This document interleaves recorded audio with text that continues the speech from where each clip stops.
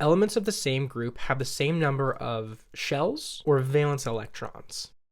Well, the group to which an element belongs is the same as the number of valence electrons it has. For example, all the elements in group 4 have exactly 4 valence electrons. So which of these elements right here has 2 shells and 3 valence electrons? Well, based on what we just talked about, B and C are the only possible answer choices because they're both in group 3 and thus have 3 valence electrons.